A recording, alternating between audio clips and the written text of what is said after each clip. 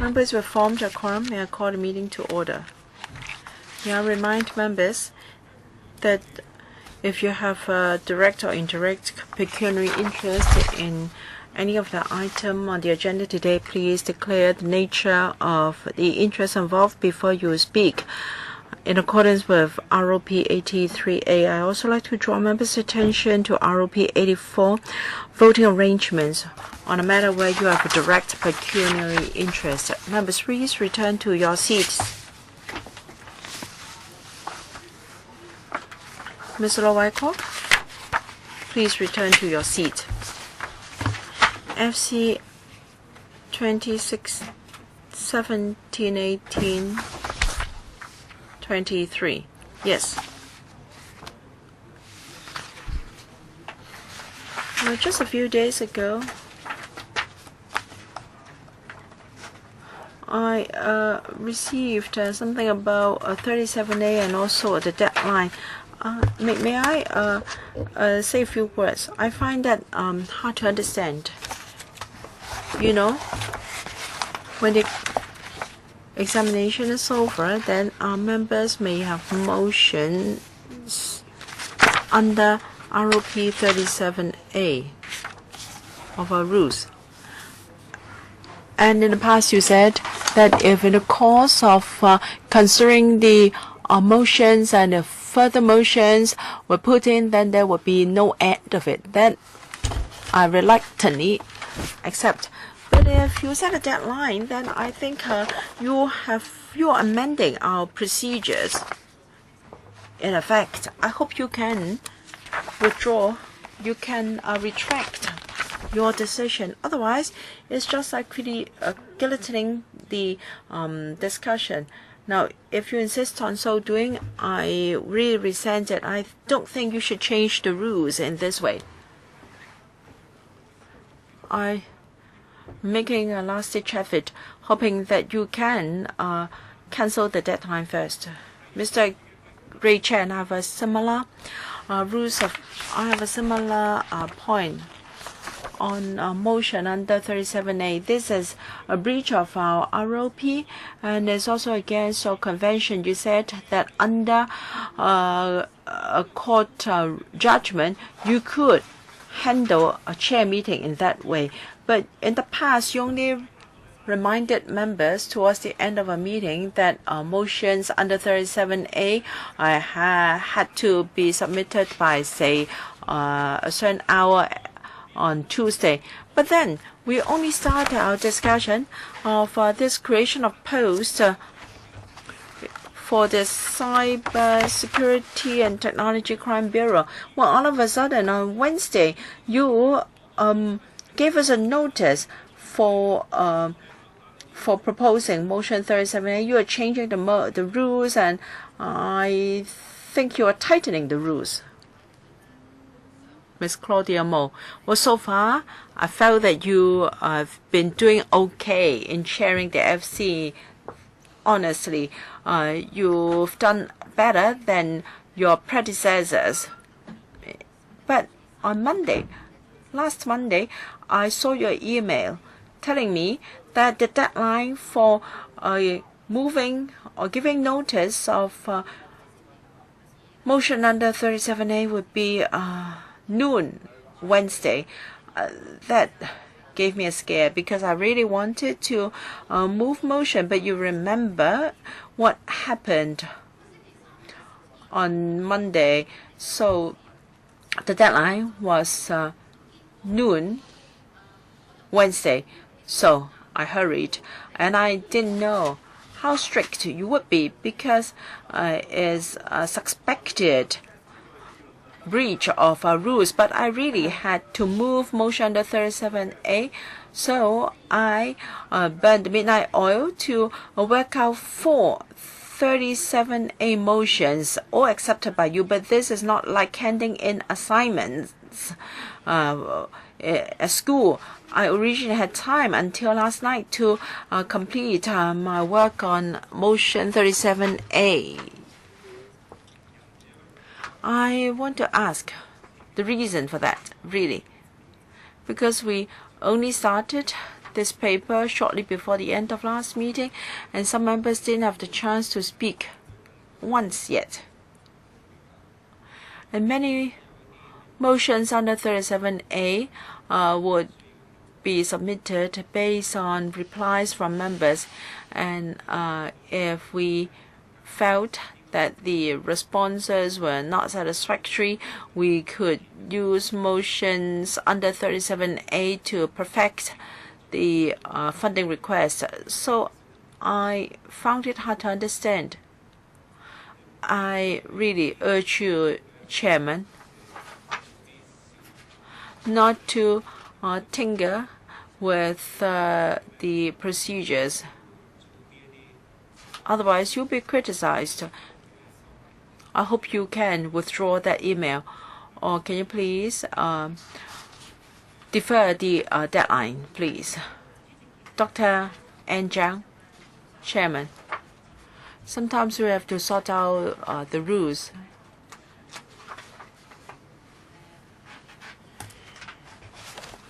For instance, sometimes we don't know how long we are going to spend on each item. So is it true that for all agenda items we must allocate speaking times in the form of 5, 4, 3, 2, 1 minutes? Because sometimes when we were about to vote on motions under 37A, a member would come out and say that he didn't have the chance to speak on the matter. I think this is only stalling.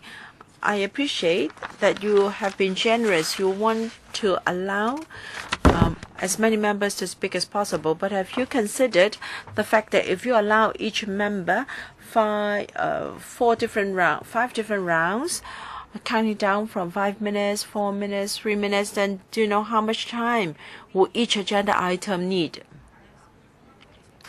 So why don't you set the rules clearly to avoid any argument?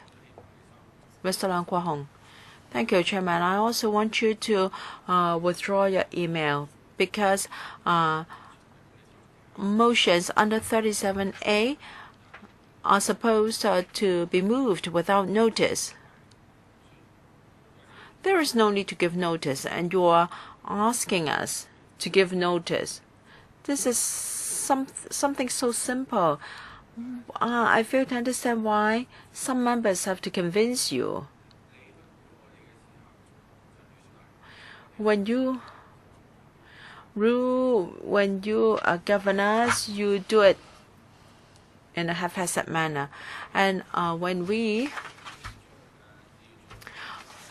seek a judicial review, you blame us. And in a case when the chairman, Ms. Alice Mack, had already made a ruling, the government called the police. Does any other member wish to speak on this? Mr. Nathan Law? Yes, please, a show of hands first. Mr. Nathan Law.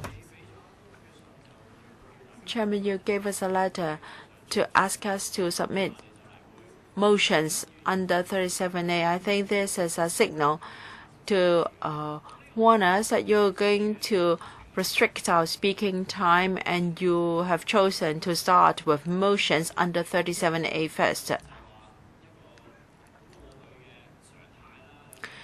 Yes, I think it is the rule rather than exception for you to guillotine our discussion. Well, if you have, for instance, if you want to cut short our discussions, you have to tell us how much time will be allowed. It shouldn't be that this time you can have 20 hours and next time 30 hours and still next 2 hours.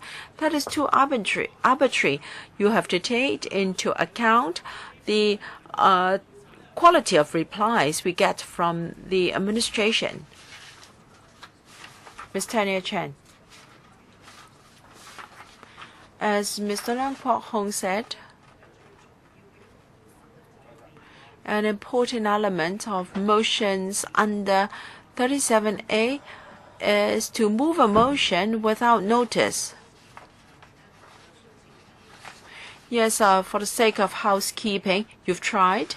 to set up some rules, and for the sake of smooth conduct of meetings, we've tried to comply with you. But if you continue to tighten the rules, then this is not really desirable. You are changing, you are amending the rules using your conduct, and this is undesirable. Chairman, I hope you can withdraw your decision and be lenient. Let me clarify that I've never moved any motion under 37A. Dr. Fernando Zhang. When a motion can be moved without notice, that means no notice is required. We don't expect the chairman to change the rules arbitrarily. This is out of order. And I think there are reasons for moving a motion without notice, because in the course of deliberations, we may unearth new facts, and that may cause us to form a certain position. And therefore, motions under 37A allows room for members to express our position or certain views. So I hope that you can retract your decision. Mr. Jeremy Tam, I've only served in this council for a few months, but frequently I've asked questions that you as the chairman may regard. You haven't called them superfluous or repetitive and so forth. I'm quite confident that all my questions or comments are new points. Just like the funding application for Disneyland expansion project at the Finance Committee, we were able to dig out new information for discussion. And that's the function of motions under 37A. In the process of deliberation, we may discover new things through questioning, and that is the purpose of motions under 37A.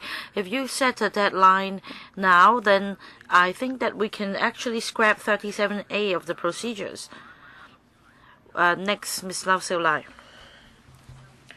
Chairman, I hope that you would take it back, because after discussing the proposal, we may find something problematic, and that is why members would move motions to amend the proposal.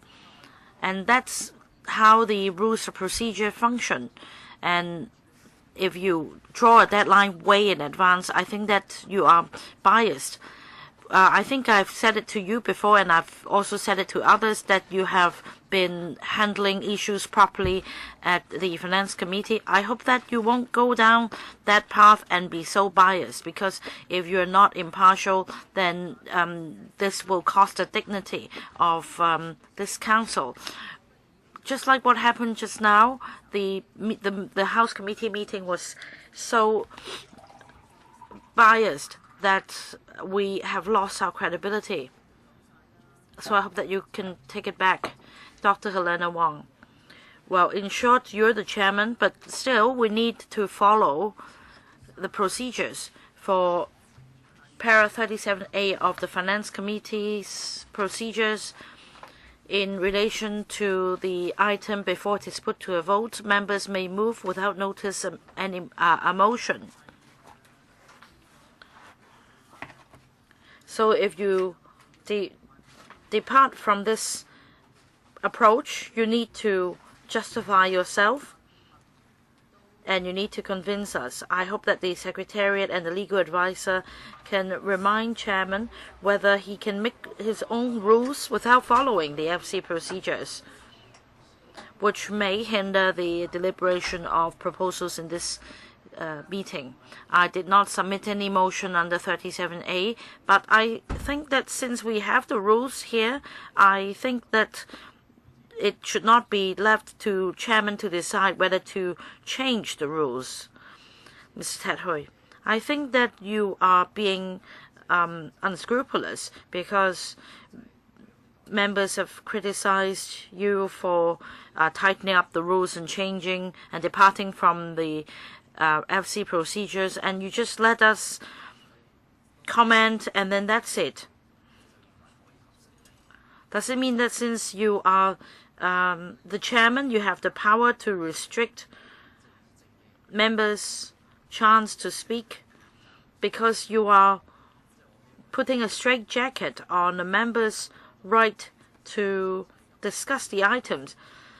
We've said it a lot of times. The purpose of moving no motions under 37A, and you will face a judicial challenge if you continue to tighten up the rule, and I think sooner or later you may go overboard and you will have to face a legal consequence. Who else, Mr. Adiju? Yes, who else? Who else would like to speak? I'd like to take note of that first. Mr. Wu Chiu-wai as well. Who else? Who else? I really need to keep tab of that, and I hope that members will also give me some time to explain my position. I think that I can calm members down if you are willing to hear my explanation. Who else? I will give a consolidated reply. Mr. Wu Chiu-wai. Chairman, I did not submit any motion under 37A, but I think the way you're controlling the motions is such that in the end of the day we only have a few motions left, and you're not happy with the control that you're imposing on us, and you're even imposing deadlines on when we should move motions under 37A. This will only cause us to think of more ways to lengthen the meeting. If you want the meeting to be conducted smoothly, you should exercise what power has been given to you. You can decide on meaningless and frivolous motions, and they cannot be moved. I hope that you will make sure that the meeting will be conducted smoothly. Next, Mr. Eddie Chu. I don't even want to acknowledge your quota system, because even if I move 10 motions, I would still be observing the rules. And you're now asking members to just pick some out of the 10 proposed. I don't agree with your quota system. And you've also introduced a time limit for members. And it's been a while since this system's been introduced. But one thing peculiar on this occasion is that you imposed a deadline soon after we began to discuss this item. So I can't help but have the impression that you are tightening up the rules.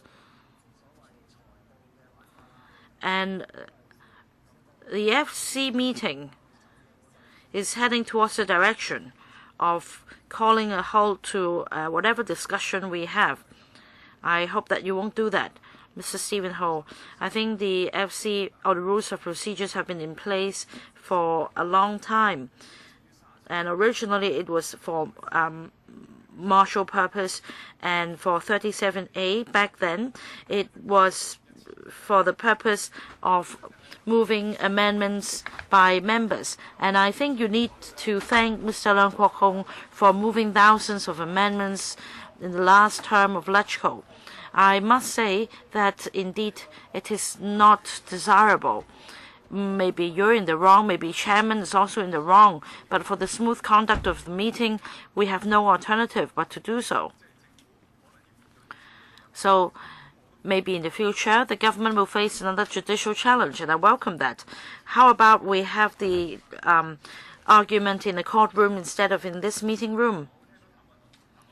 Mr. Jeremy Tam also said that I can I'm really doing real work. I have real questions to ask. So can you observe the rules very closely and ask questions only relating to financial matters? Well, I have listened to questions from members. I hope that I'll be given 3 minutes to explain what I've done. It's a difficult job for the chairman because we need to ensure smooth conduct of the meeting. We also need to respect the members' right to ask questions.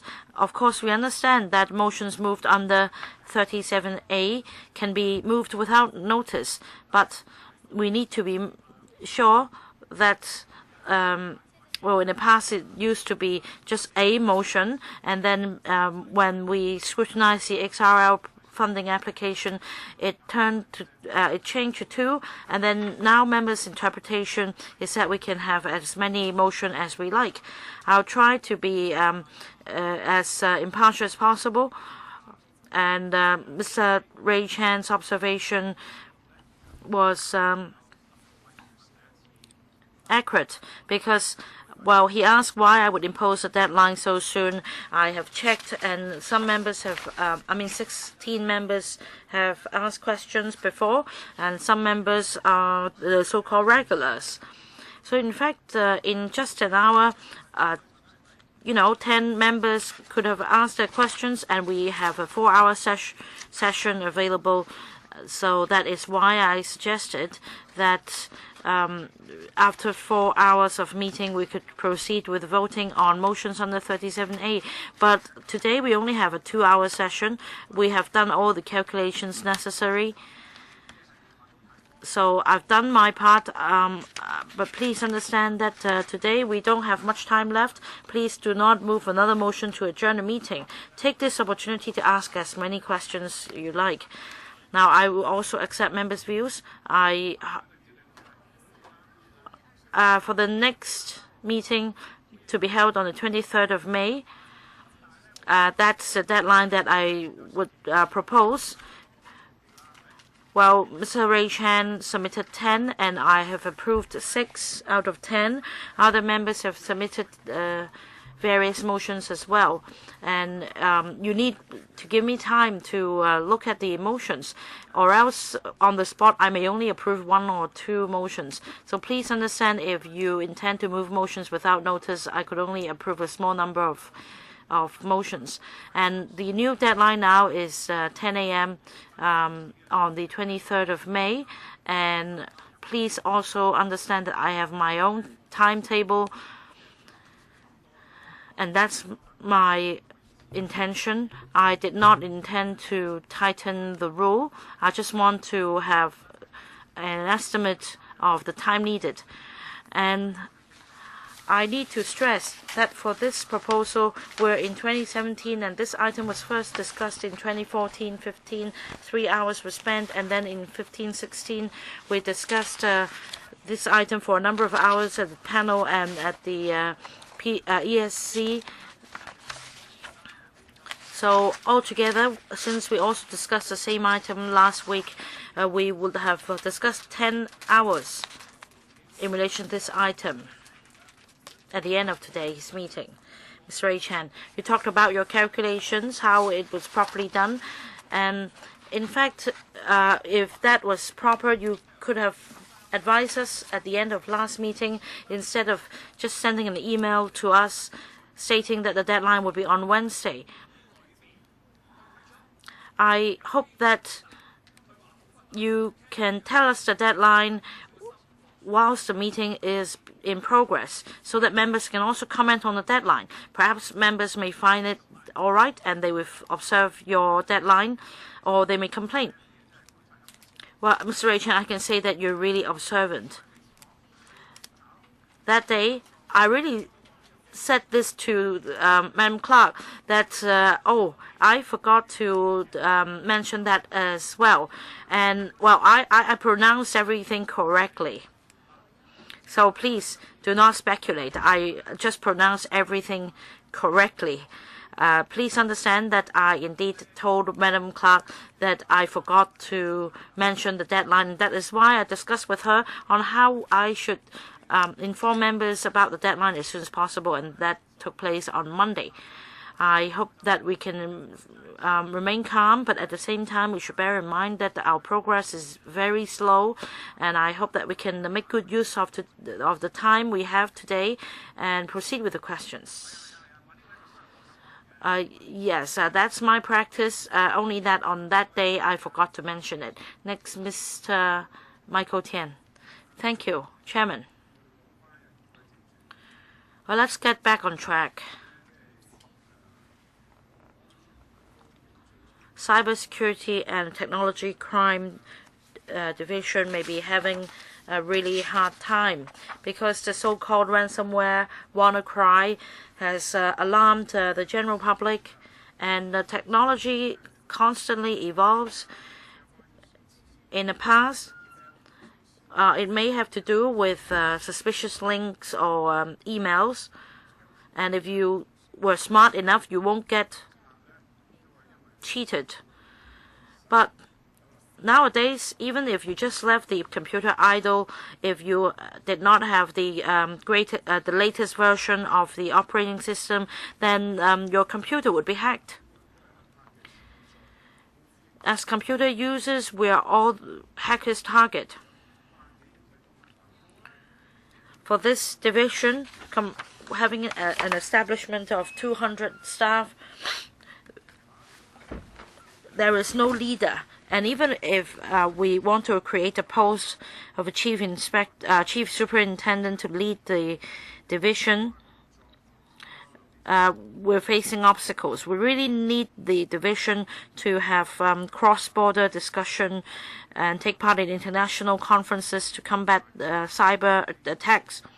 And it's really shameful if we cannot delegate a leader or head of division to discuss with our international counterparts.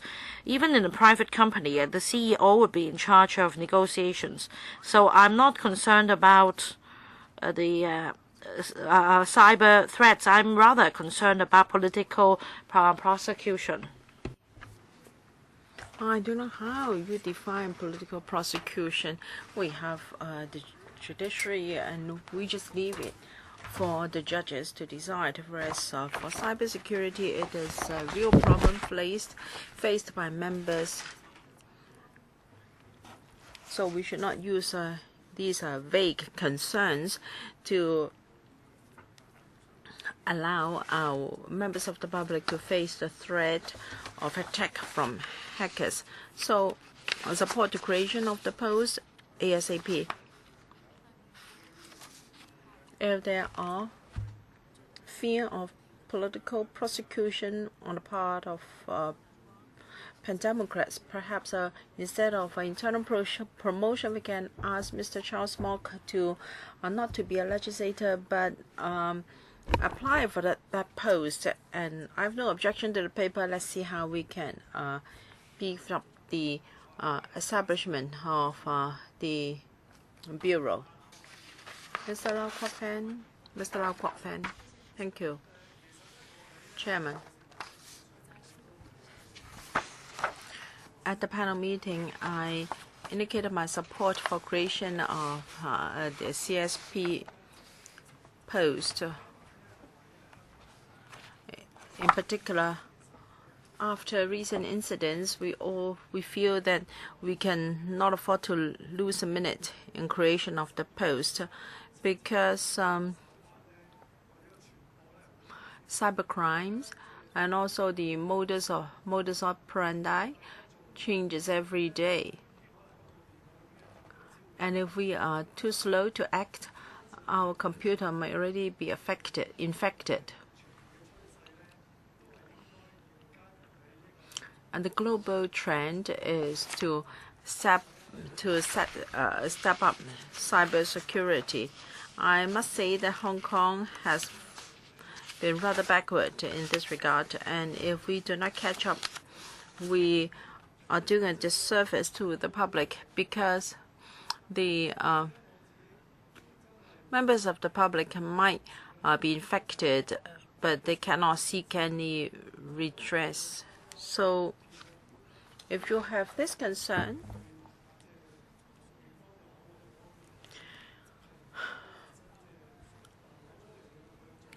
you should speak out. We will for sure tell the police or the security bureau that we should not use this for political prosecution.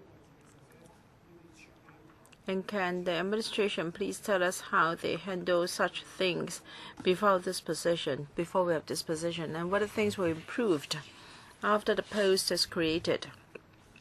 Thank you. Mr. Lau has made a very important point. We must think of, even in times of safety, we should think of possible risks. In fact, we're already in a very risky position. In the past 5 years, the number of cyber crimes grew by 2 times in the past 5 years, whereas the number of over general crime dropped by 50%. And in 2016, we had a 5-fold increase in such incidents, according to independent studies such as one by Kabaski. Hong Kong ranked number 9 when it comes to attacks by encrypted system. And also NetSguard said that for DDoS attacks, the number grew by close to 60%, the highest seen in the Asia-Pacific region. So we are in a very risky position. The WannaCry attack shows us that we can wake up to a disaster. So 3 years ago, and that is back in 2014, we already consulted the council hoping to create this post, and more than 2 years have elapsed. We are in danger, and yet we are not vigilant. I think we have to bear this in mind. The police has no political motives. Our only concern is whether there is any crime. We do not make a distinction as to whether the person is for or against the government. Yes, let's protect the life and properties of the public. I support the creation of the post. Mr. Lang Kwok Hong. Well, I have think about the recent WannaCry virus. I saw that. I heard about that in BBC. And I shared that message in my own Facebook, followed up by which has over 200,000 followers. So I've done my part. I'd like to know what has the police done in helping the public. I watched BBC. I don't know whether you watched BBC or not. What have you done? Who is the candidate for that post? Where was he? Did he call a press briefing? Did he call Nicholas Young? Did he call me to check whether BBC was true or not? So it's easy. BBC will alert you when there is an imminent danger. Do we have to pay BBC to alert everyone in Hong Kong? It's rather cheap. It's not expensive. That means no.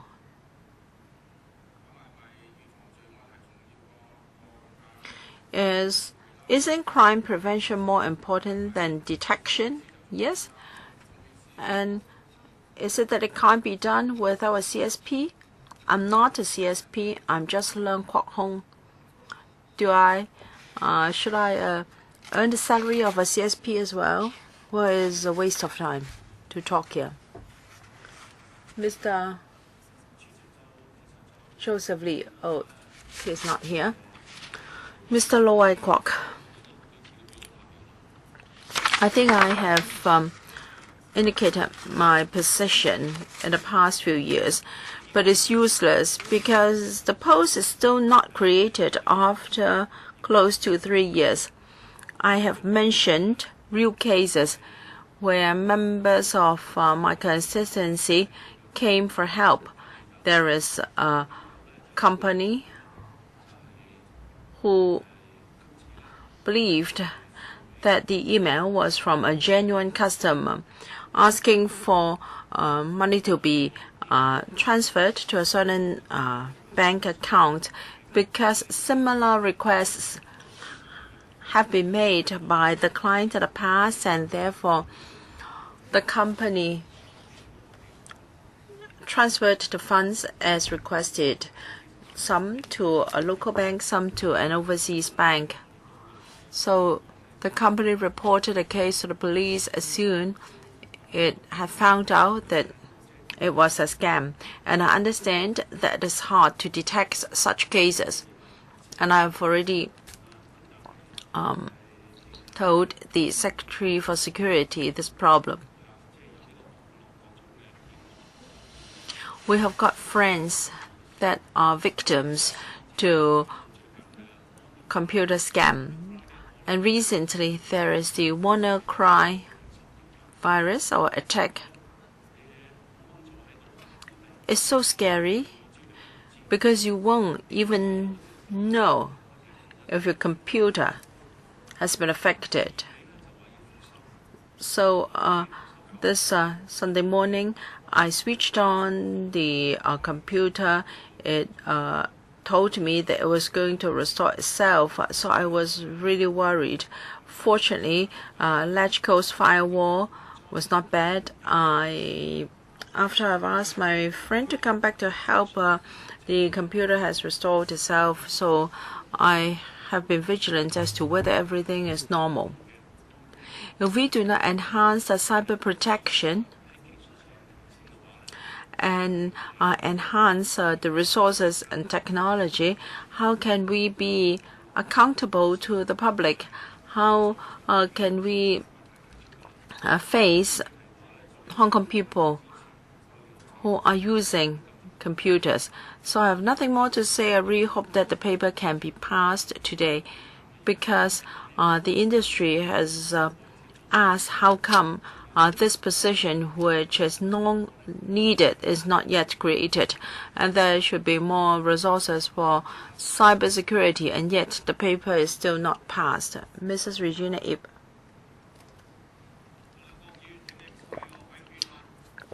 Mr. Leung Kwok Hong, please do not yell in your seat. Can you give me back my 1 minute? We haven't started the timer yet. Mrs. Regina Ip. I think the Secretary knows that I was a victim of cyber crime. I was cheated 60,000 US dollars, and thanks to the police, I got my money back. Now you need a distributed ledger technology, and that is blockchain technology. The Hong Kong Federation of Insurers and the Hong Kong MA are setting up cyber security centers to enhance cyber security. Have you cooperated with them to enhance financial safety? Yes, I do, but for details, I will give the floor to the police. We've got some cooperation with Hong Kong MA. DP, please. Thank you. Regarding development of fintech, you might be aware of the cyber defense scheme launched by Hong Kong MA. And we've also got a series, we've also assisted them. We've set up a sharing platform on cybersecurity information.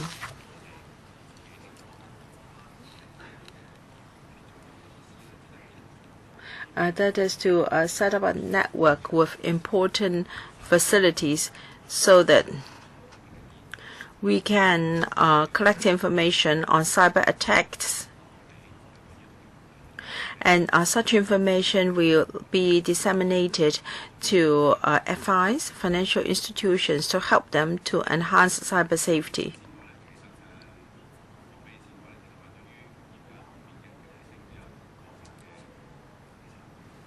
We've also participated in helping the industry to enhance their security. In a closed network, we can simulate an internet facility so that we can understand cyber attacks and how to launch an appropriate investigation. The police has established this drill area, and then we have got this cybersecurity fortification initiative. We have this cyber range. Have you sent people to train overseas? Because the blockchain technology is not really watertight. Bangladesh Bank was swindled $80 million. So have you sent people overseas to see how we can perfect our system? We have liaison with overseas organizations. We take part in training and exchange activities, and these organizations include Interpol and P2P, focal points and liaison persons of cybersecurity. I'll give the floor to the police. Thank you, Chairman. Thank you, Member, for the question. To know more about the development of cybercrimes, international cooperation is very important because cybercrime is borderless and it can quickly spread from one country to another.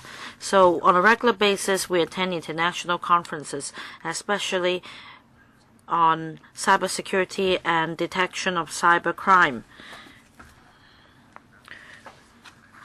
Undersecretary just now mentioned that we work with the Interpol, and we also have a high-tech development center in collaboration with Singapore, and a chief inspector has been seconded to Singapore for this purpose. Mr. Wong Ting Kwong, 5 minutes.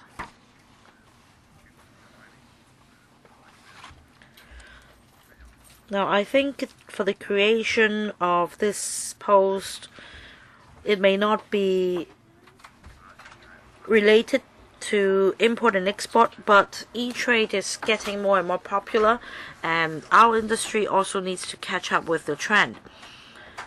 And that is why we are even more concerned about cyber safety or cyber security. We rely on the police to catch thieves. Again, even for online crimes, we rely on the police to catch the culprits for us. That is why you're having a greater burden, and you need to reassure us.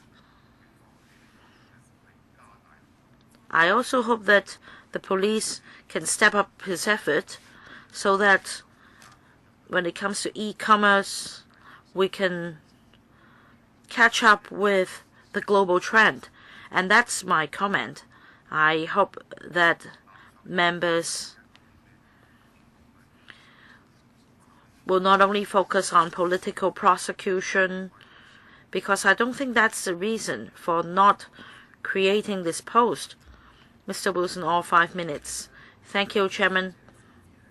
I'd like to take this opportunity in this meeting to show my support for the police to create this post of Chief Superintendent to lead the Cyber Security and Technology Crime Bureau, because we receive a lot of complaints from the public at the community level that the police seems to be very helpless in tackling cybercrime and that there are no sufficient resources for the police to do so. And I think for the general public, they like to see that more resources be allocated to the police to tackle cybercrime and give them greater security. And I also agree that the police at the moment is lagging behind. I hope that by creating this post, we can speed up and catch up so that work can be expedited as soon as possible. In neighboring cities like Singapore, they also face similar threats. But I do have this question for Undersecretary. After creating this post of Chief Superintendent, how will he interact with the Commercial Crime Bureau and the experts? How are they going to work with each other and give each other support? With the creation of this post of Chief Superintendent, I'd like the Undersecretary to explain to me how the police will better detect the latest crime trends. Well, I will invite Assistant Commissioner Mr. Chung to give you the details, but as far as the Commercial Crime Bureau is concerned, sometimes they may also touch upon technology crimes. For the division of work, at present it depends on whether it's highly related to technology. Say if the focus is on the commercial fraud and that only certain technology was used to commit this crime, then perhaps the Cybersecurity and Technology Crime Bureau will give support to the Commercial Crime Bureau. And I'll defer to Mr. Chung to give you the details.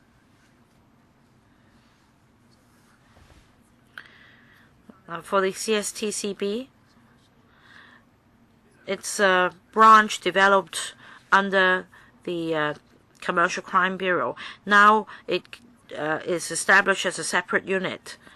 In terms of liaison and cooperation, these two bureaus are very close.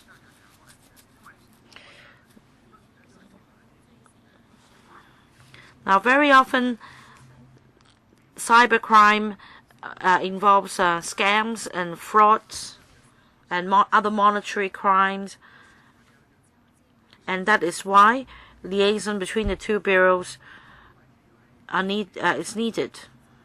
And like what Undersecretary said, if the focus is on technology, then it would be investigated by the CSTCB and vice versa. But regardless of which bureau is responsible for the investigation, they will be working in very close liaison, because the CSTCB will give strong support to other bureaus in the investigation of crimes. Now, I state my position once again. I support the creation of this post. I hope that it can be created as soon as possible so that we can have better cybersecurity. Dr. Elizabeth Quat. Now, over the past week, WannaCry has caused great alarm in the public, and we understand that we have we have dozens of cases affecting the public, and apart from WannaCry, we have Jeff and also other ransomware in the future that may pose a greater threat to the community. I hope that for members opposing the proposal, you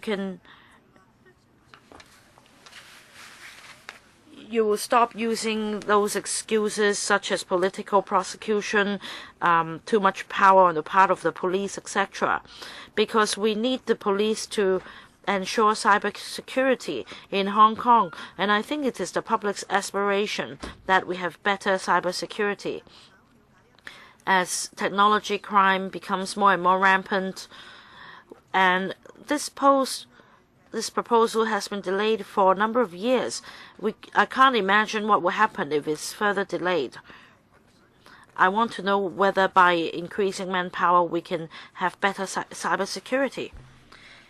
Under Secretary. Of course, the criminals, the hackers, those invading our privacy and reaping profit from invading our privacy in mobile phones, tablets, computers would be very happy about it. We need to be forward-looking because technology evolves at a rapid pace, and we have rank and file colleagues protecting cybersecurity at the moment, but we need expert at the same time. And if I put it in English, if I may be allowed to do so, we need anticipation. We need to understand the trend of hacking, what areas of technology may be involved, so that we can prepare by way of training, we can upgrade our computer systems for forensic investigation. We need to anticipate. If we make the wrong judgment, we may go down the wrong path. Hackers would get smarter, and they also develop technology very quickly. If we do not have somebody of this level to lead the Bureau will be working at very slow pace. Already, we are finding it hard to catch up with the latest modus operandi of hacking. Without a Bureau, without leadership, will lack preparation and planning, and it will seriously affect our work. For cyber crime, we're talking about international cooperation. If we do not have a leader for this Bureau, it will be very problematic. If the post is not of a very high rank, then it will also affect people's confidence in us. So for the sake of cybersecurity and tackling cybercrime, we need to have the right mindset to prepare for the attack, and we need to stay vigilant, and I therefore thank the member for reminding everybody about that. Chairman, you already mentioned that we've spent 8 hours in this term on discussing this item. I hope that we can vote on it as soon as possible so that it can be created as soon as possible to reassure us. I see that 3 members are waiting to speak. Dr. Kwokaki is not here. Mr. Ray Chan has just pressed a button. So for a long time, only 1 or 2 members have indicated their wish to speak. Now, you may have pressed the button, but if by your turn you don't ask, I will proceed. You don't ask questions, I would proceed to 37A right away. So I don't want to entrap any members. I appeal to members to come back and ask your questions as soon as possible.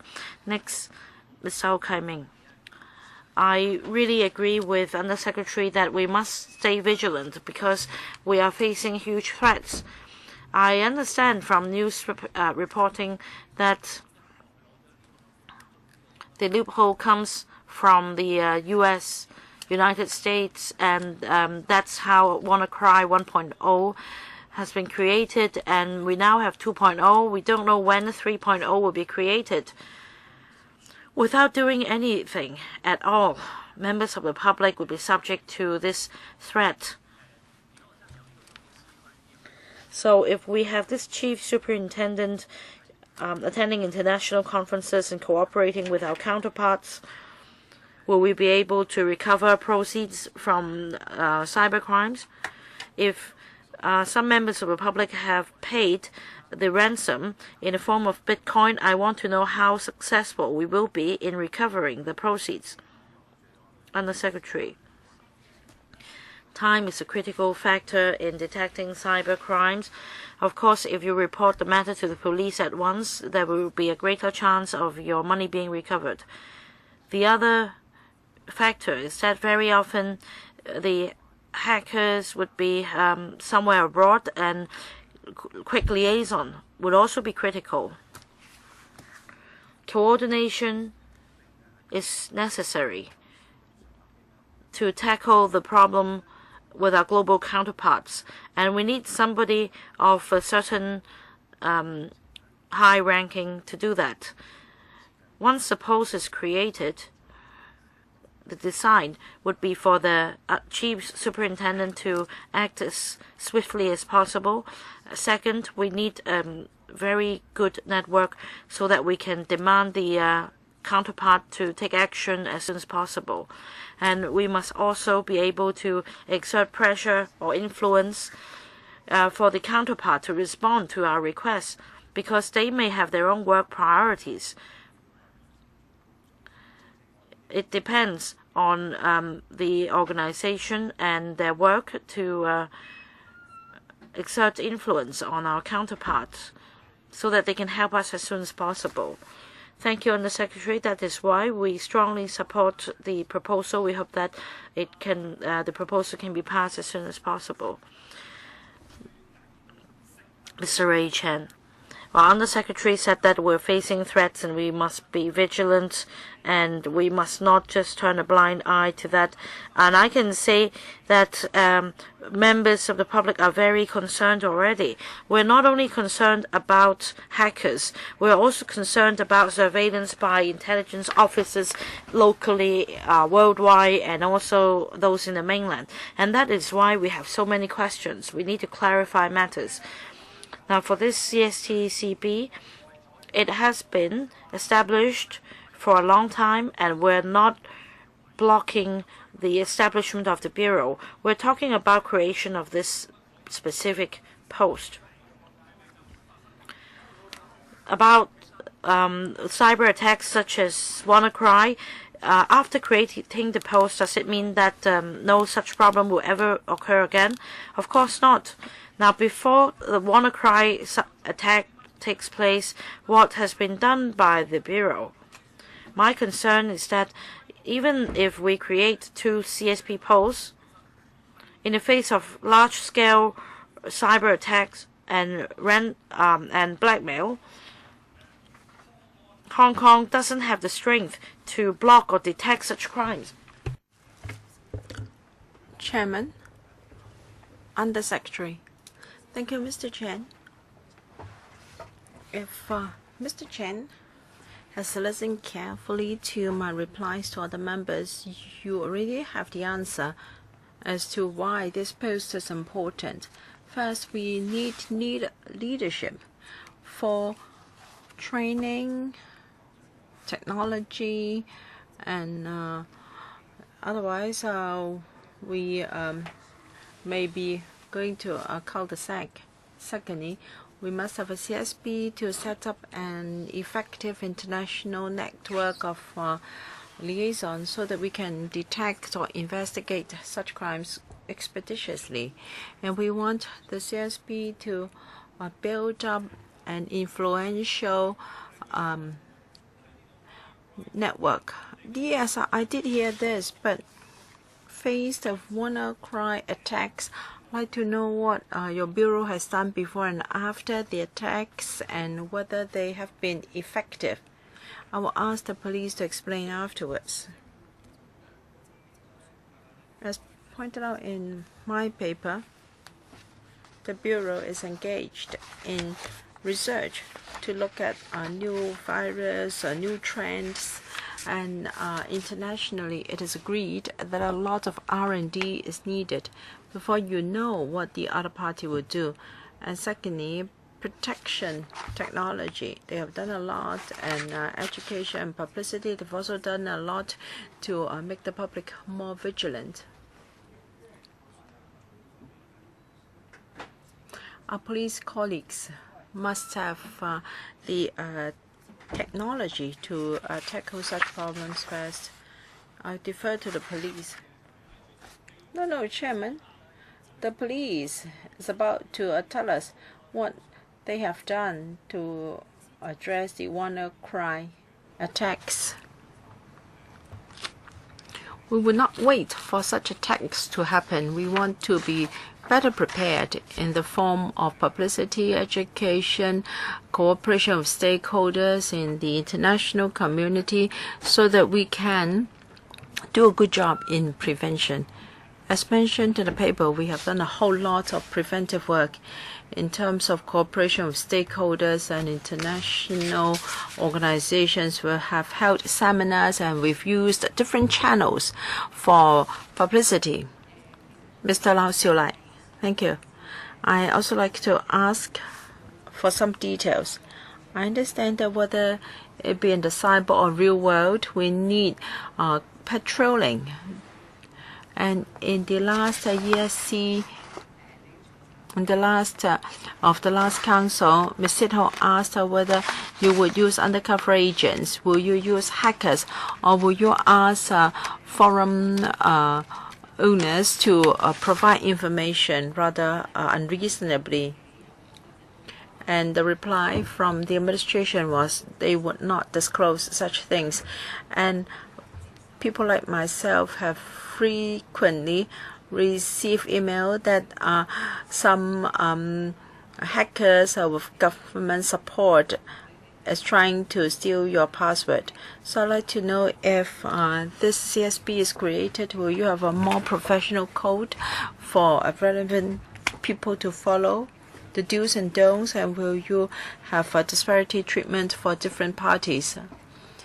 It's reported in the police that if someone threatens a returning officer on the internet, they'll be arrested very quickly, whereas for radio program hosts and commentators, if they are intimidated on the internet, the offenders will not be arrested. Mr. Lee, first I must stress that the police adopts the same standard in serving the public. Of course, you have to call the police first before we can help. If you do not report to the police or don't allow the police to do its work, then nothing can be done. Can I defer to Mr. Zhong for details? Thank you. I'd like to repeat once again that all complaints will be followed up on very seriously, and we do not have disparity treatment for different parties. And if people receive messages that there is a hacker working or there is a crime committed, well, please report it to the police so we can follow up at once.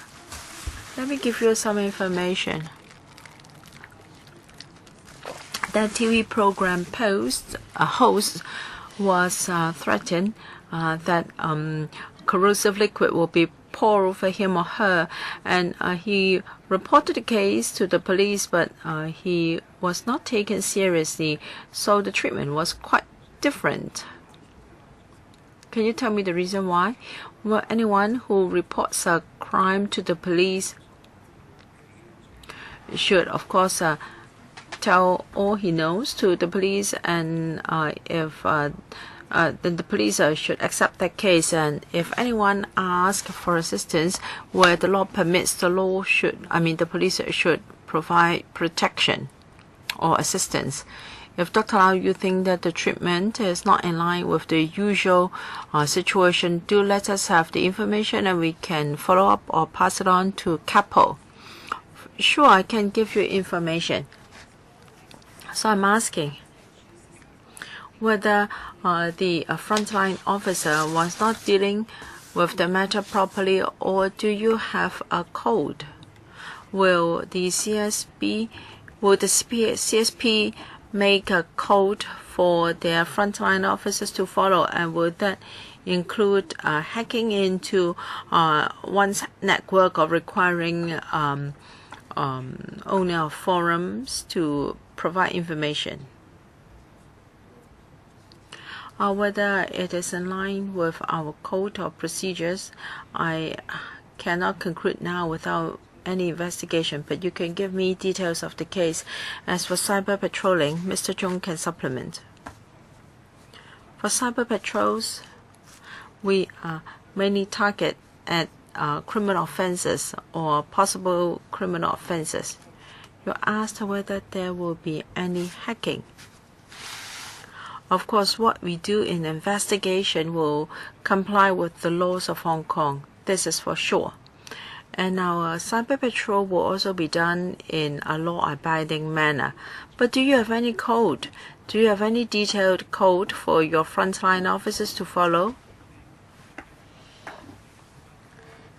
We are of the view that in carrying out their duties, they will for sure comply with laws of Hong Kong. I just consulted the doctor at 1 p.m. I don't feel well now. I will give the chair to our deputy chairman.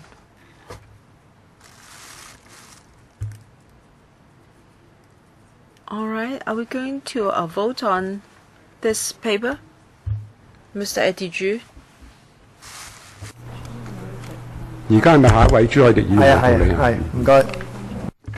Mr. Eddie Ju. Thank you, Mr. Vice Chairman. I hope pro-establishment members understand that our concern in discussing this paper is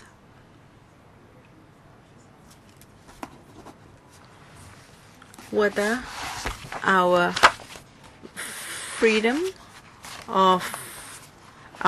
and privacy of communication enshrined in Article 30 of the Basic Law has been proportionately tampered with.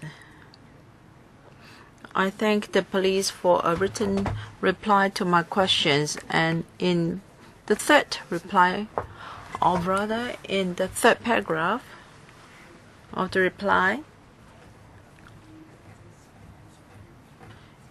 it is said that for instant communication software, how are they subject to the relevant legislation? Now, if the interception takes place at the process of transmission, then it is interception of communication under the relevant legislation. So do you have any statistics as to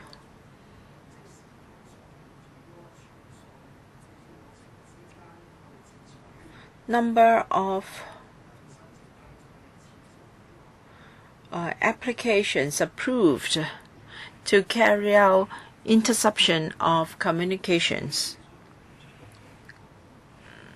Under Secretary.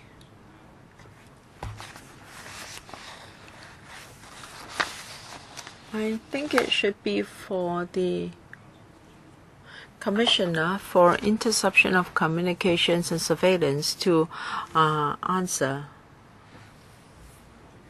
But, Chairman, the police should apply for leave to do so, to intercept communications in the process of transmission. How we provide information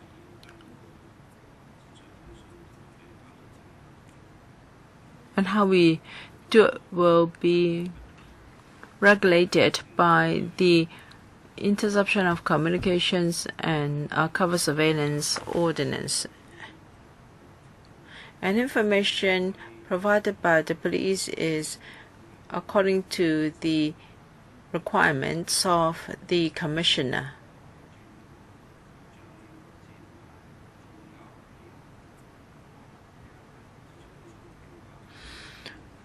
I can refer this question to the Commissioner and to see if the Commissioner maintains such statistics, and secondly, how he's going to respond to this question. Can you tell us the rationale behind this? What is your legal basis for not telling us the number of such interceptions by the police during the transmission of messages? I have to go and check the relevant legislation to see if I'm allowed to provide an answer, or will it be within the ambit of the Commissioner? Well, I will ask questions in another round. Dr. Fernando Cheung, second round, 4 minutes. So the police would like to create a CSP post to enhance prevention, detection of cybercrime. Of course, we support this kind of work. I have some concerns about the post and also his work. First, whether it is necessary to have a CSP, and second, whether the growth of the establishment of the police will be too much. Perhaps the ratio between the police and our population is on the high side. We are the highest in Australia, in Asia, and we're on the high side compared with other countries. Resources are valuable. After all, if the police are so strong, can you deploy internal resources to prevent cybercrime? I haven't got a clear reply from the administration yet. And second, I'm concerned as to whether there will be abuse of power. Will communications among ordinary members of the public be intercepted arbitrarily? Of course, we have the Interception of Communications and Surveillance Ordinance. We have a gatekeeper under the ordinance.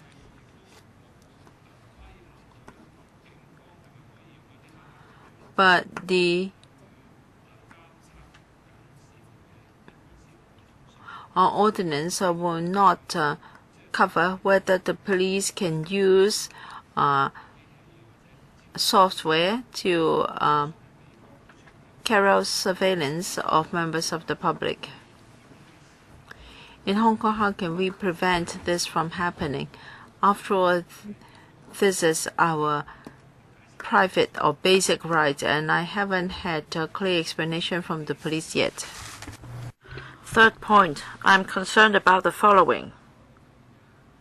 Is it possible that you will exchange information so gathered with the Mainland Public Security Bureau? If it is possible,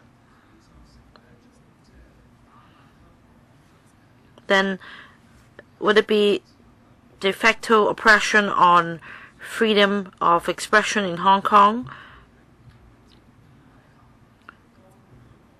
And for people with different political opinions,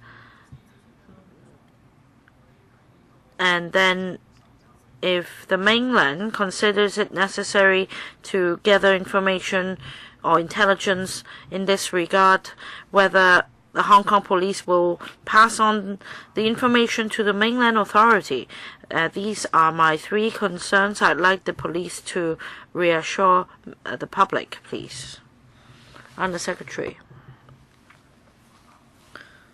Let me respond to the first point raised by Dr. Fernando Cheung, and I will leave the rest with my colleague. To ensure that there is no abuse and no abuse of power, then apart from Dr. Fernando Cheung, the Security Bureau will also make sure that no abuse of power takes place. And that also applies to the police.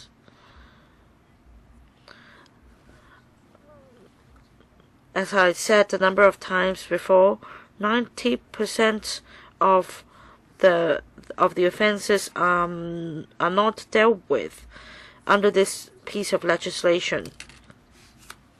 When it comes to prosecution, we seek advice from the Department of Justice. And we also have a 90% conviction rate, and the court has never criticized the work of the police. I don't think he has heard me, Chairman. I talked for 3 minutes, but I never mentioned the offense of using computer with dishonest intent. For the two other points, would the police respond to those? About police power, under Section 10 of the Police Force Ordinance, we are tasked to do a number of things: protecting people's lives and property, ensuring law and order, and crime detection, investigation, and also in terms of anti-terrorism, we need sufficient manpower to do our work. And for Hong Kong, the police is different from other police units in other jurisdictions, because in terms of anti-terrorism, border security, and the handling of explosives, these are all under the ambit of the police, whereas in other jurisdictions, there may be other organs responsible. On international cooperation and exchange of intelligence with our global counterparts, we follow the Interpol's guidelines on the circumstances under which we may exchange intelligence. Mr. James To, second round, 4 minutes. Chairman, I think that be it the police or the administration, more reassurance can be given to members. Generally speaking,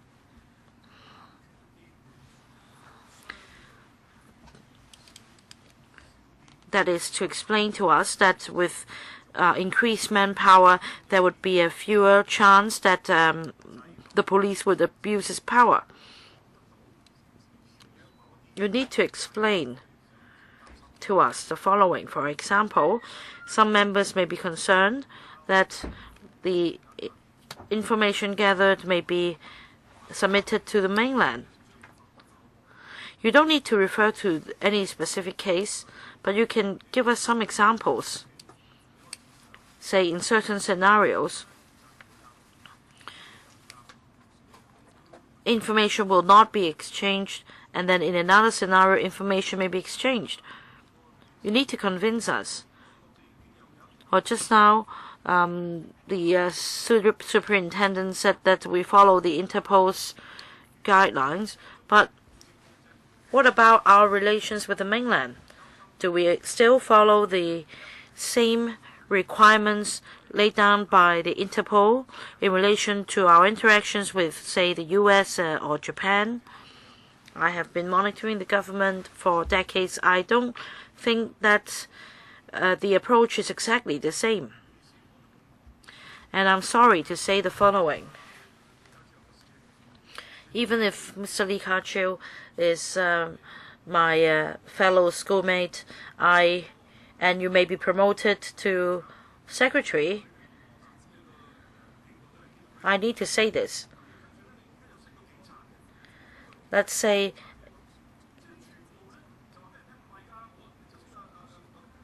you may promote somebody from the police to be the chief or the leader, and if you continue to suggest that there is no abuse of power on the part of the police, whereas for the highest echelon of the bureau, the public officers are all from the police force, then it will not be convincing enough for you to say that there is no abuse of power on the part of the police. I'm not blaming you, but this is the system's fault.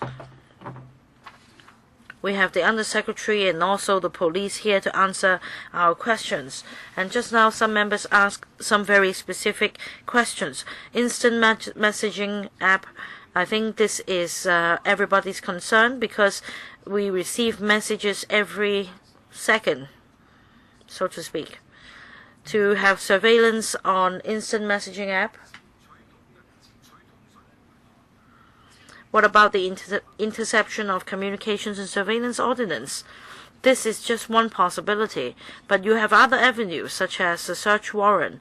And just now, Mr. Eddie Ju asked about the interception taking place whilst the message is being transmitted through the instant messaging app, and that the ordinance may be invoked.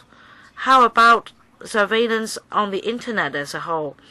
No information since I last asked at the last meeting. So There is nothing for us to understand how you work so as to reassure the public. You have given up the effort to reassure the public. Mr. Lau, 4 minutes, second round. I've been listening to the panel's discussion and the discussion here. I understand that there are concerns, and just now the Undersecretary and the police already explained that in relation to the post of Chief Superintendent, the post is created with a view to enhance the police's strength in detecting cybercrime, since cybercrime is getting more and more prevalent. Mr. James Toh already suggested that it's a question of faith, and that is why I think that if you have original sin, so to speak, then regardless of what explanation you give, they will not believe you. And I need to put this on record.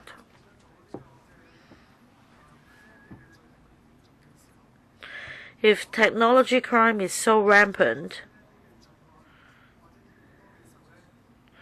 and if it gets more and more rampant,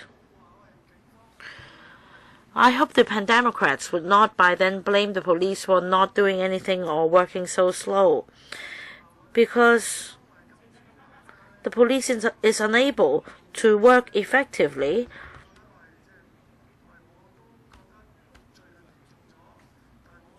due to your lack of confidence today.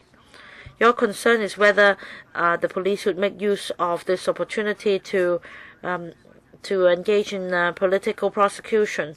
And I think that we should consider our priorities seriously.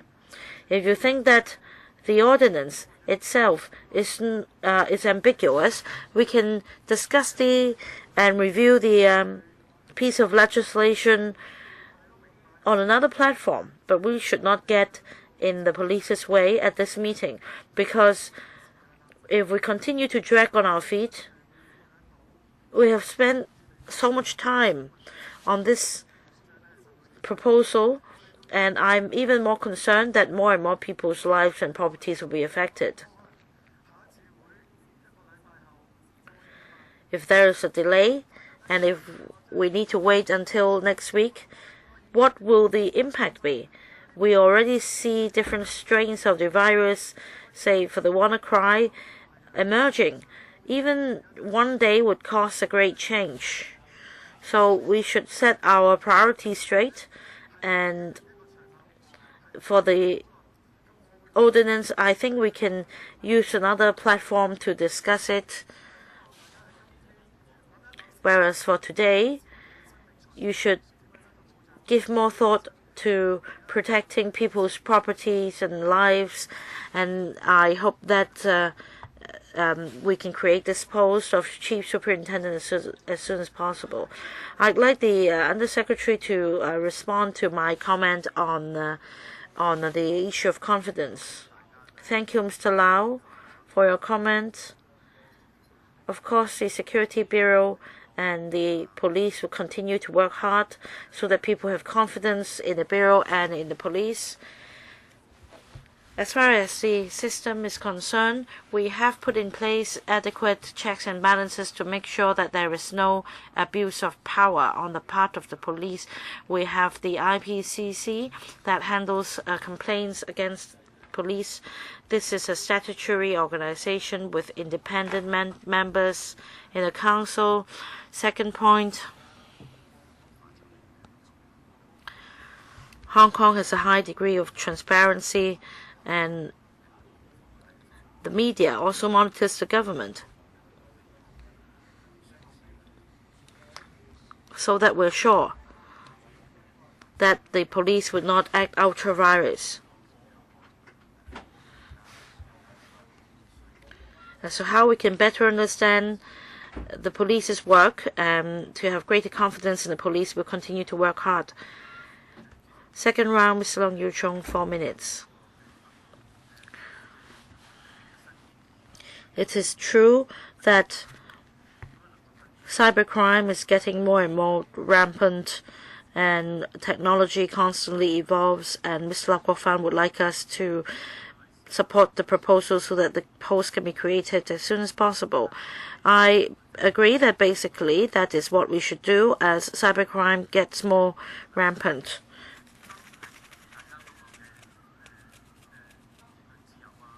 However, it also relates to our freedom of expression, and we are concerned that the police will abuse its power. There is no alternative but for us to put more questions to the police at this stage so that they can be careful in exercising their power in the future. We have seen some changes in the past. The public has a good impression regarding the police, but now things have got worse as a result of some incidents. We have a confidence crisis. I think this is a critical moment for us to see if you have other ways of making sure we have confidence in the police. You talk about the IPCC. Well, the IPCC was established some time ago. Why is it that in the past the public had confidence in the police but not anymore? You need to think carefully how you can make sure the police will not abuse its power. I think this is the most important thing.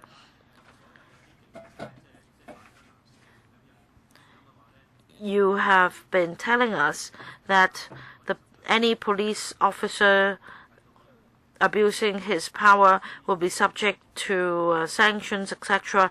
But like I said at the last meeting, indeed we have seen police officers abusing their power, and to a very serious extent, and we don't know what system is put in place to prevent that. I think you must address Dr. Fernando John's questions very carefully, and that is how to ensure the information obtained from us will not be passed on to other bodies or other countries, to the mainland in particular. This is our greatest concern, and I think your reply was too brief, following international standards or convention that is close to not answering our questions. Can you be more detailed so as to boost our confidence? Do you have anything to add? After I have answered Mr. Leung's first question, I will defer to the police to answer the question about intelligence.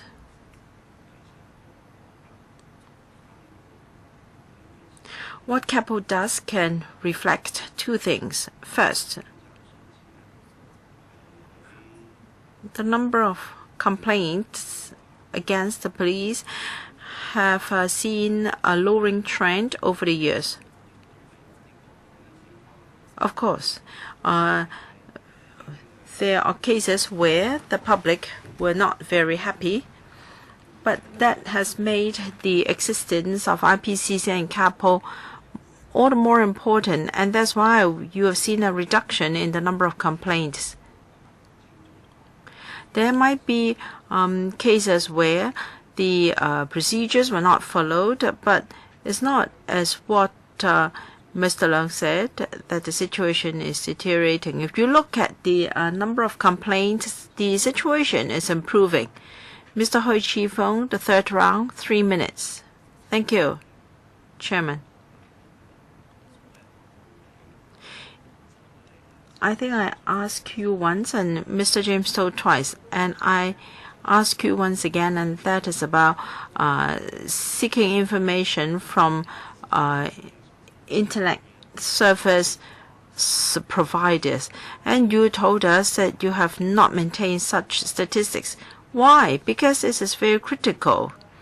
We are talking about how you can convince the public that you have not used such technology to intercept our communications and infringing into our privacy. So your reply cannot convince us. So can you try to answer this question again?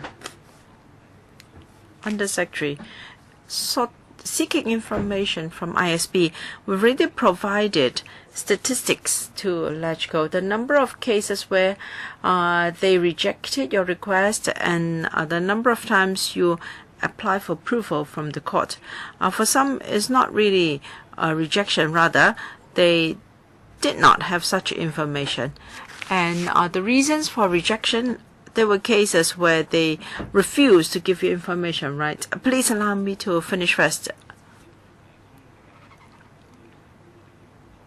There are various reasons for not giving us the information we ask.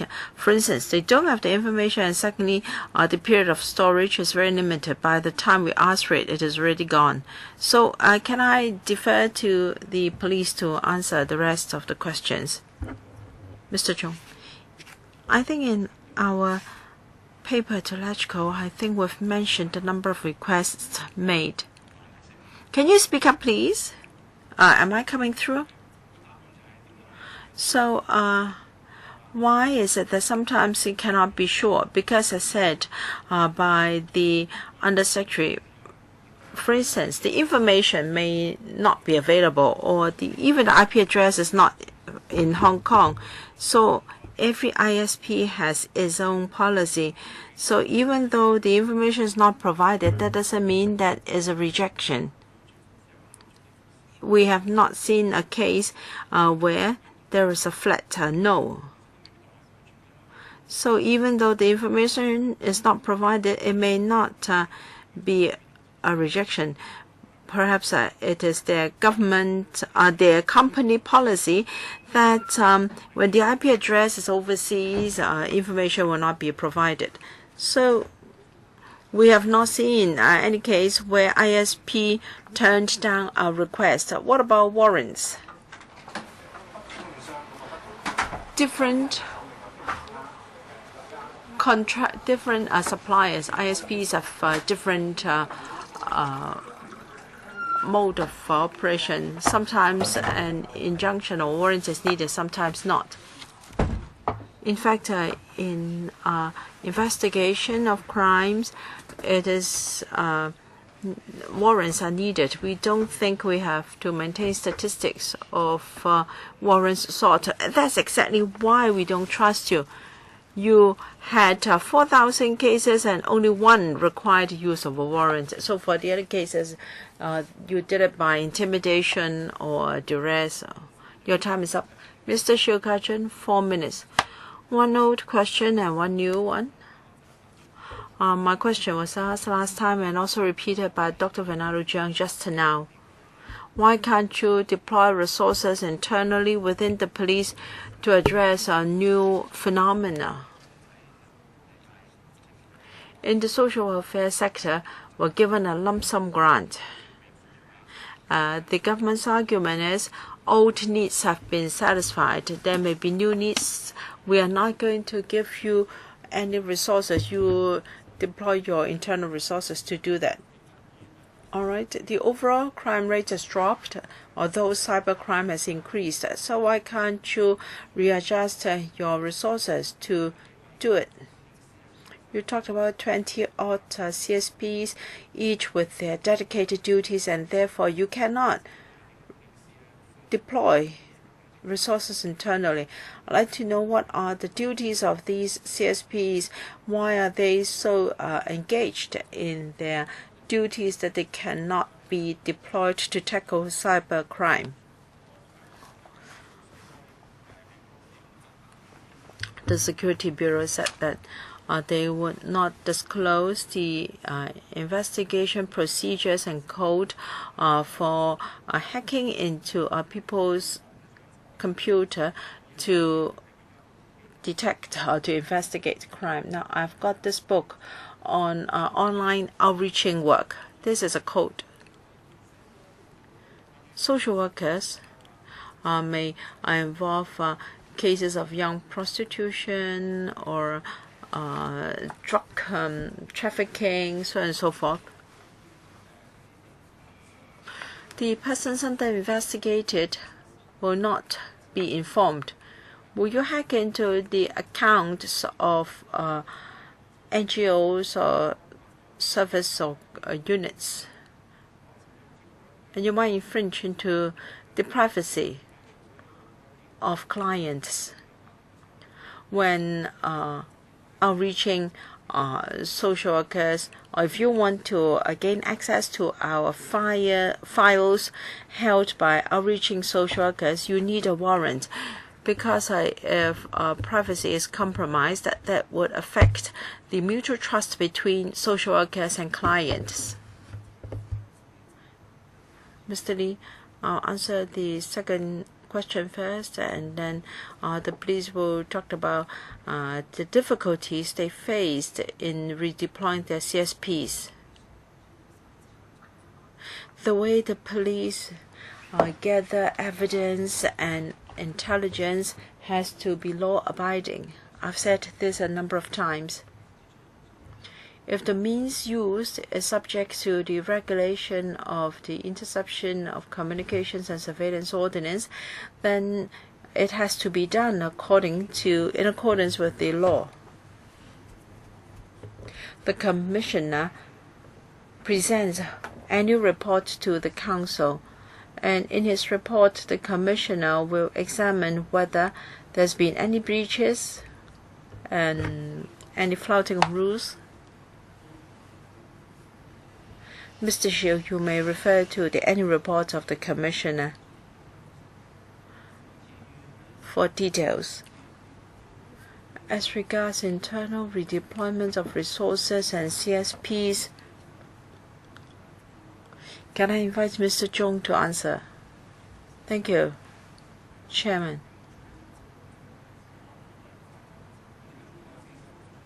We've got 46 CSPs. Or whether it be the operations department, personnel departments, and so forth, they all have their own important management work. Or they may be responsible for operations, or some for management. Their workload is really very heavy. Mr. Nathan Law, 3 minutes, third round. I don't think the administration is always relevant in answering our questions. For instance, we are concerned about the use of instant messaging software. They might have really replaced email for instant communications, and they are not subject to the regulation of interception of communications and surveillance ordinance. And they're not easy to obtain. Either you do it by means of hacking, or you hack into someone's computer, or you ask for information from ISPs. And the police has tacitly admitted to doing such things. It's just that they will not repeat the details. So our concern is communications sent through instant messaging software should be protected under the basic law. It's just that we do not have proper codes to regulate that. I don't think it is the whole picture when you say that there are laws to govern that. You talked about being law-abiding. Yes, you have not broken the law. Perhaps it is because legislative amendments have not caught up with development in technology, and what you are doing might be unconstitutional, and there is also a JR in progress. So we are concerned whether we are approving money for the police to do something unconstitutional.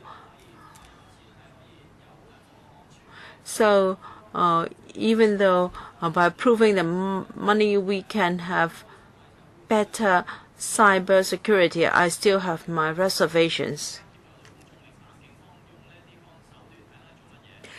Will you let the public know more clearly how such tactics are being used? And it's reported that there might be a national security or public order personnel living in the CRC building. Can you give us more details? Mr. Law mentioned Basic Law Article 23 or of the Basic Law says that communications by the police, the freedom and privacy of communication of Hong Kong residents shall be protected by the law. That is Article 30.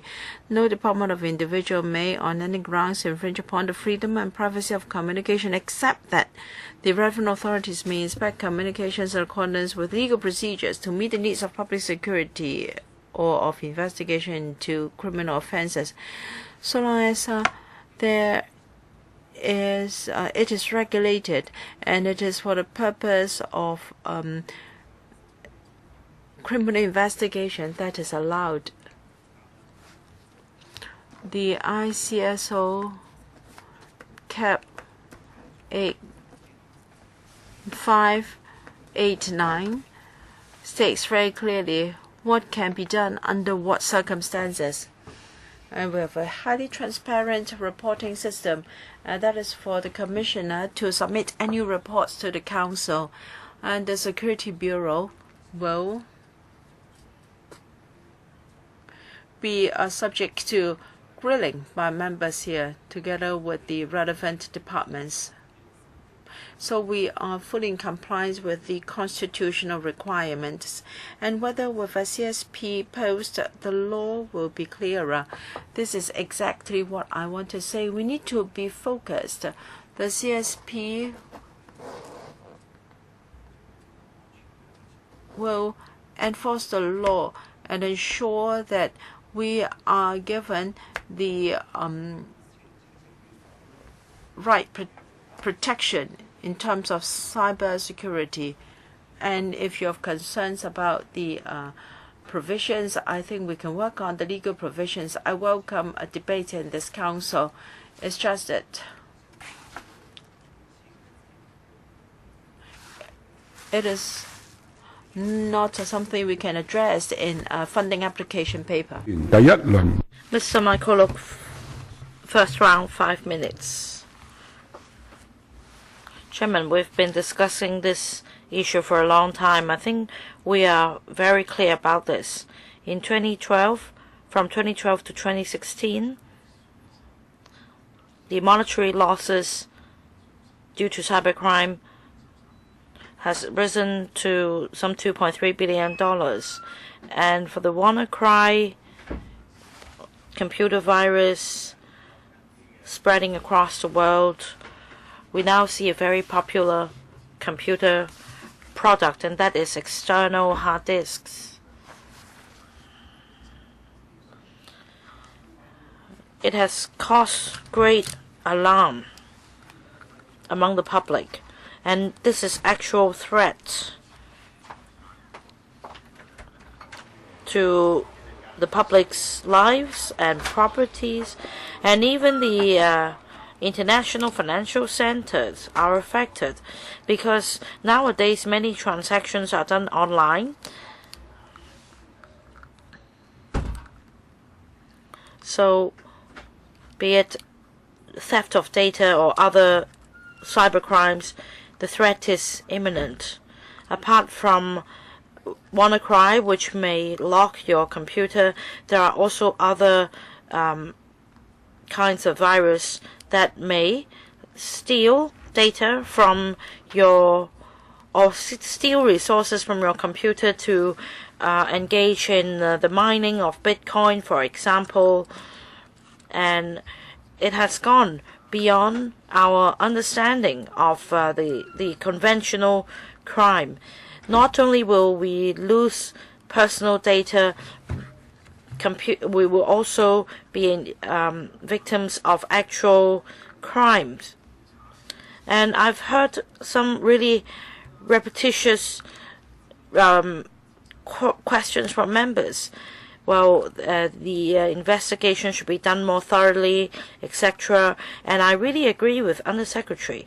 As far as investigation is concerned, I think the tactics should be kept confidential. It's like military strategy. This is a very, very open meeting available for access by everybody around the world. It is impossible to disclose the police's tactics. And there is also a suggestion that we have some very strong police manpower. We top the chart around the world, and this is exactly why we are one of the safest cities in the world, because we have strong police manpower.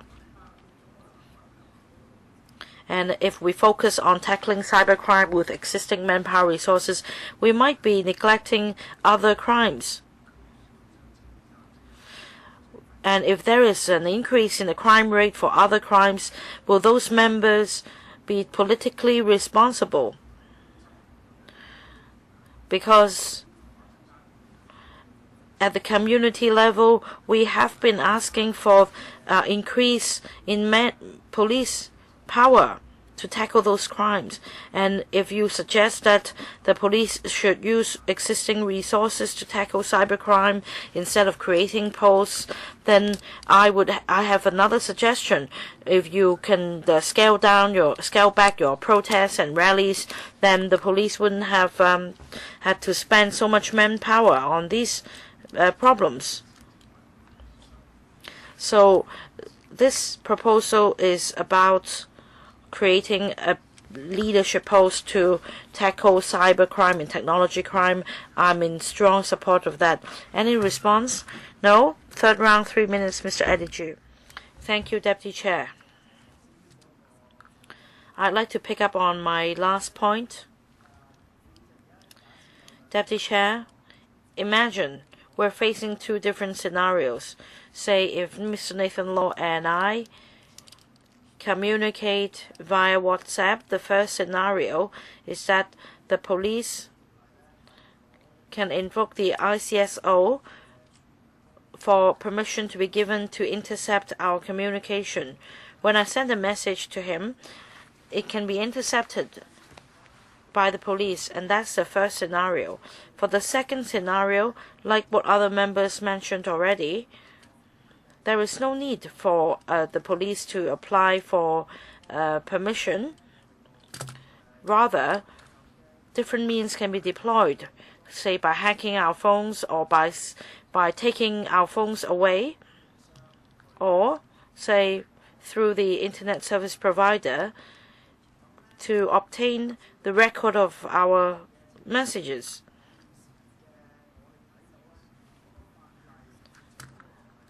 And on the scenarios mentioned, under the existing legislation, Mr. Nathan Law and I will only be given protection in the first scenario. What about other scenarios? Because ultimately, the outcome will be the same. The communication between me and Nathan Law will be known to you. I just want to know what legal protection will be given to me, or explain to me what piece of legislation will be invoked by the police to obtain a record of communication between me and Nathan Law. Secretary, are you interested in the communication between Eddie Ju and Nathan Law? I think that in the event of any breach of the law, the police will deal with the relevant matters regardless of who the person involved is. I cannot speculate into every situation. I can only say the following. Any means deployed must be lawful. That's the first point. In terms of interception of communication and surveillance, the Commissioner's concern will be the same as members here, because this is what he is supposed to do. he will be as demanding as other members here. I'm happy to relay any views to the Commissioner. But I have great confidence in the Commissioner. Well, very simply because the written reply from the administration is that the ICSO will only provide legal protection to me in under one scenario, and if the police obtains a record of our WhatsApp conversation through other means. I think the question has been put very clearly. That will be going against the basic law because you haven't explained it. I have already responded. Next, Mr. Leung Kwok Hong, third round, 3 minutes. Well, Mr. John Lee, Under Secretary, I'd like to know whether you can obtain a record of the WhatsApp conversation between Holden Chow and CY Leung. No.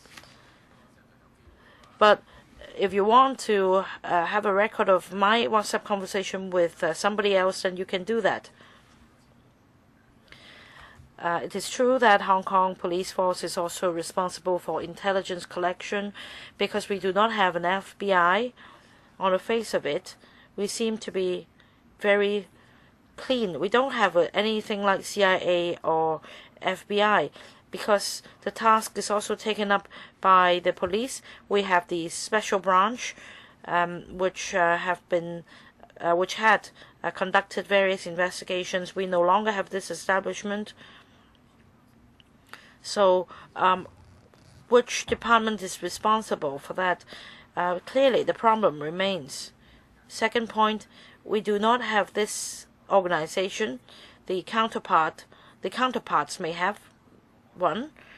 Now, for example, if President Xi comes to Hong Kong, our counterpart should be Guangdong Public Security Bureau, and they may say that we have some troublemakers here. Can you check Leung Kwok Hong and Eddie Ju's conversation to see if they would protest? Of course, you would get the conversation for them, and of course you will not be applying for a warrant from the court because the ICSO treats computers as a gray area. I've asked you so many times. And just now I asked you what you did in relation to WannaCry. I asked 4 questions. Nobody answered me. And I acted even more quickly than you did. I read about it on BBC on Friday. And some people have this way of thinking. They thought that if the rooster is bigger, then the rooster may quack more loudly, and then the sun would rise quicker. But that's not true. Honestly, we asked you questions so that we can monitor the government, but you haven't answered me, and I'm helpless in this regard because I may be prosecuted. I'm already prosecuted for my action, which may possibly cause the meeting to be suspended, and you haven't answered all my questions. How about the question on mobile phones? Next, Mr. Michael Look. Well, I'd like to hear from Mr. Charles Mok first because he is the professional, but I haven't heard from him, despite the fact that he has pressed the button. I think that not many members are familiar with the WannaCry incident because the WannaCry virus originates from the U.S.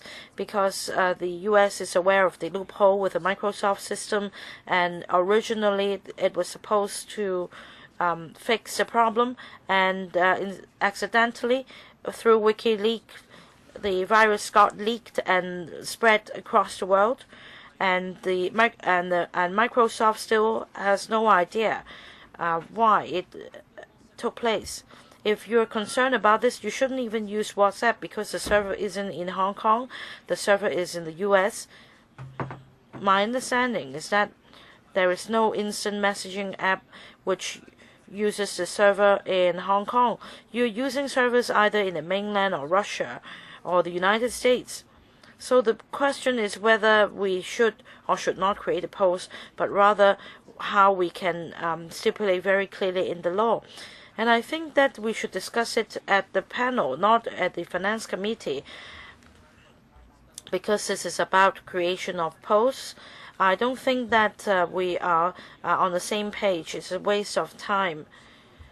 For the intelligence system, we need to understand that the problem originates overseas.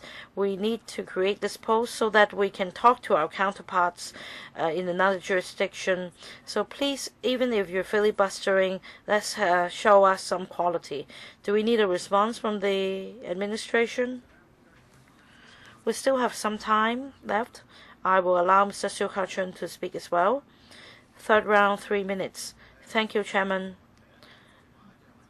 Just now I asked 2 questions, but I haven't heard an actual answer, and I didn't even hear the answer for the second question. I asked about the chief superintendents, 46 of them, whether any redeployment can be considered, and the administration answered that these 46 posts are either in charge of management or operations. So I haven't heard an actual answer. I need a written reply on why they cannot be redeployed to take up this duty. Second question.